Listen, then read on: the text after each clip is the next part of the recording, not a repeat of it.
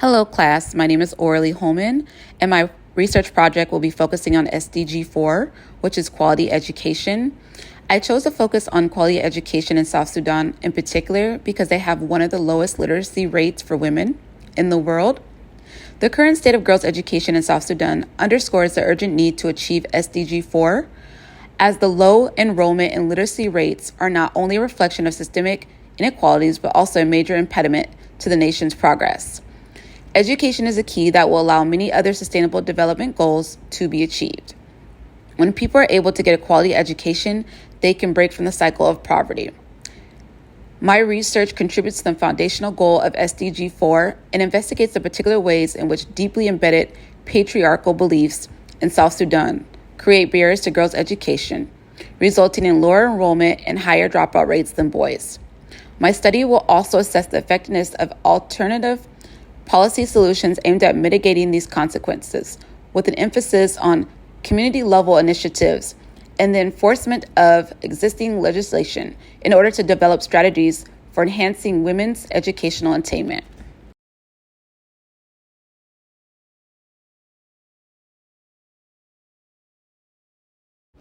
To give you a little bit of a background on what's going on in South Sudan with girls' education, for centuries, deeply ingrained sociocultural factors and patriarchal beliefs severely have impeded girls' education in South Sudan, leading to their societal devaluation and a cycle of poverty. The primary barrier identified as a prevailing attitude that a girl's worth is tied to the amount of bride price she commands at a marriage, a belief that often supersedes educational priorities, particularly during times of conflict and economic hardship. These attitudes frequently result in child marriage, forcing millions of girls to leave school prematurely. Statistical data highlights the grave consequences of this practice. Only 27% of students in South Sudan are female, and the female literacy rate is an estimated 8%, potentially the lowest globally. This profound gender inequality in educational access perpetuates a persistent cycle of poverty and hinders economic development for the nation as a whole.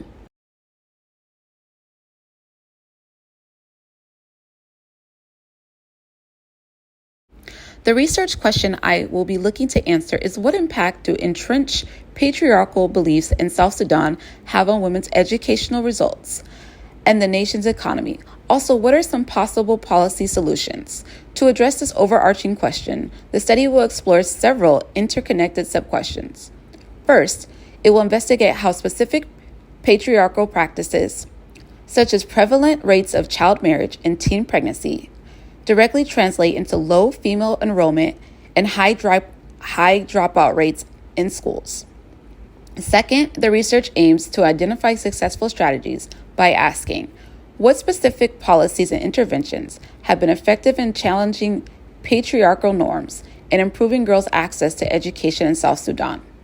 Finally, to understand the broader societal implications, the proposal will examine the relationship between gender disparities and access to high-quality education and the overall economic development and growth of South Sudan.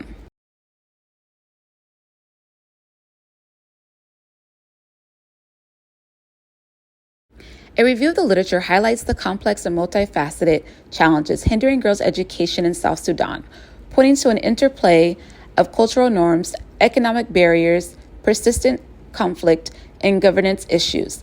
Early qualitative research set the stage by capturing the personal narratives behind the statistics. Bedri provided first-hand accounts illustrating the difficult choices faced by mothers and the lived experiences of girls forced to drop out of school.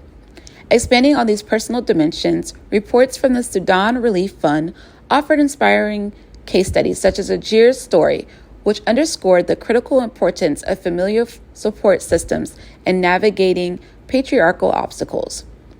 Several sources emphasize the powerful role of traditional and patriarchal views as foundational impediments.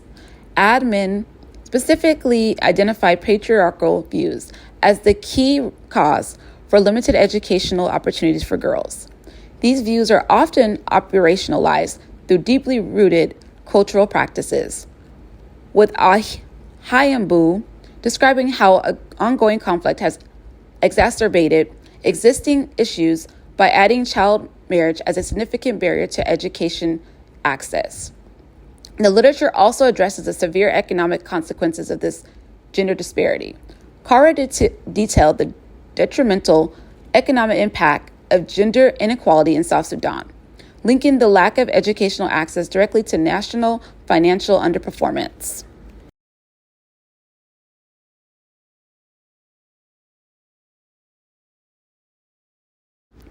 Focusing specifically on the impact of instability, the interconnectedness of conflict and gender disparity is a recurring theme.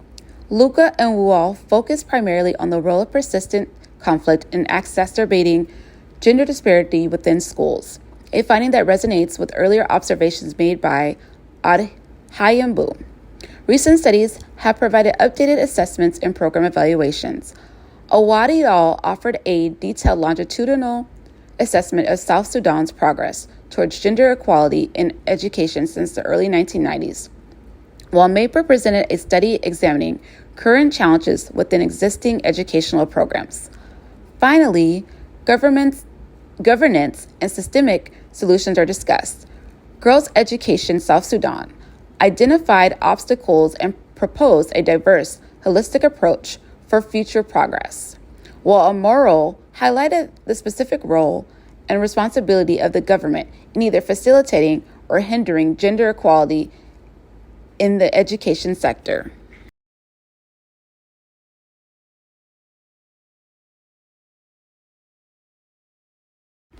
Now to focus on the methods that will be used. This study will employ an explanatory, sequential, mixed methods approach.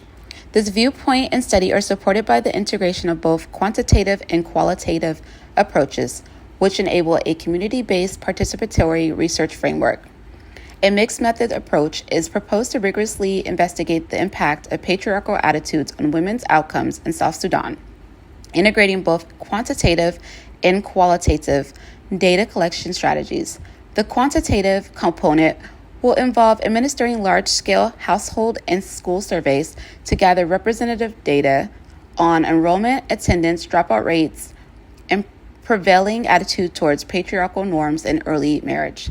This data will be analyzed using statistical modeling to ascertain the direct relationship between these attitudes, educational outcomes, and key economic indicators such as female labor force participation, GDP contribution, and household income. Data gathering efforts will be coordinated with institutional partners like the World Bank, the Africa Development Bank Group, and the United Nations Economic Commission for Africa to ensure robust indicators are utilized, including female literacy rates, years of schooling, and the representation of women in leadership roles and as teachers. Concurrently, the qualitative component will utilize in-depth interviews with diverse stakeholders, including students, parents, community elders, and teachers, to collect personal narratives regarding barriers to girls' education.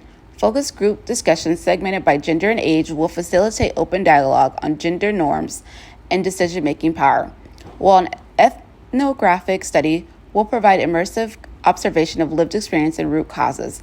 The methodology concludes with a comprehensive document and policy review to identify existing legal frameworks and gaps between policy intentions and practical application.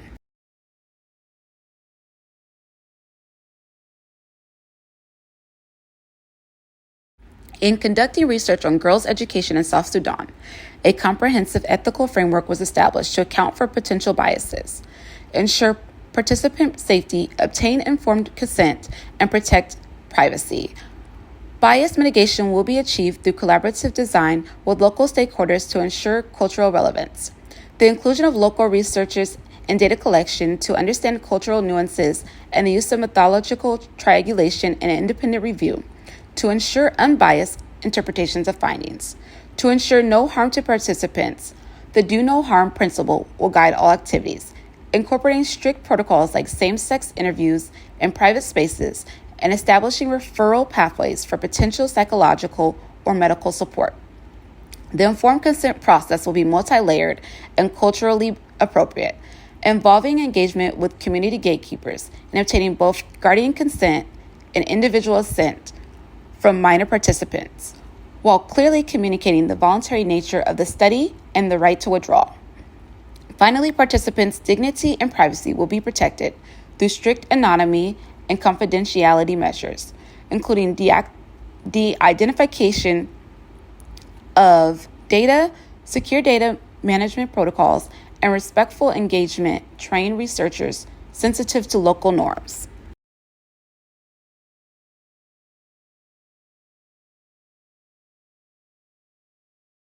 This research project consists of 4 phases. Phase 1 is the foundational research and literature review. This is dedicated to establishing a robust, theoretical, and contextual foundation for the study. This period involves a systematic and extensive literature review. The primary objective is to synthesize existing knowledge regarding government policies, relevant statistics, the manifestation of patriarchal practices, and the documented impact of systemic gender inequality on educational access and attainment for girls. This review will identify key research gaps that the subsequent empirical data aims to address. Phase 2 is the participant recruitment. This phase focuses on the identification, screening, and recruitment of suitable participants for semi-structured interviews. Ethical protocols, including obtaining informed consent and institutional review board approval, will be finalized during this period.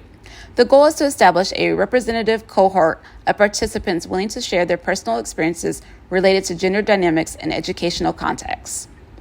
Phase 3 will be the empirical data collection. Researchers will conduct in-depth interviews with the participants recruited in Phase 2. All interviews will be transcribed, anonymized, and prepared for rigorous qualitative analysis. This condensed time frame is designed to ensure consistency in data collection procedures and minimize potential attrition biases. Phase 4 will be the data analysis and dissemination. The concluding and most extensive phase of this project is dedicated to the comprehensive analysis of the collected empirical data and the synthesis of findings with the foundational literature review. The research team will employ appropriate qualitative analysis methodologies to interpret the interview data. This phase culminates in the formal writing of the final research paper thesis, intended for peer review and dissemination, providing a clear roadmap for completing the project within the designated time frame.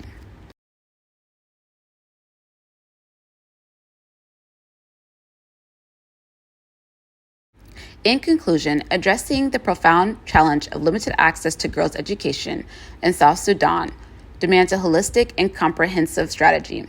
The primary barriers, poverty, deeply entrenched cultural norms favoring early marriage, ongoing conflict, and a lack of secure school infrastructure, are intricately linked and mutually reinforcing.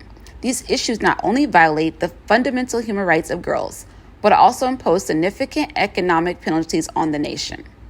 The denial of education perpetuates cycles of poverty, restricts female labor participation, and prevents South Sudan from leveraging the full potential of over half its population, resulting in severe economic losses and persistent gender inequality. True long-term transformation requires action on multiple fronts: implementing legal protections against forced marriage, establishing secure learning environments, providing psychosocial support, and fostering extensive community engagement to reshape harmful gender norms. Ultimately, investing in girls' education is not merely a social imperative, but a critical economic necessity for achieving sustainable development, national prosperity, and true equality.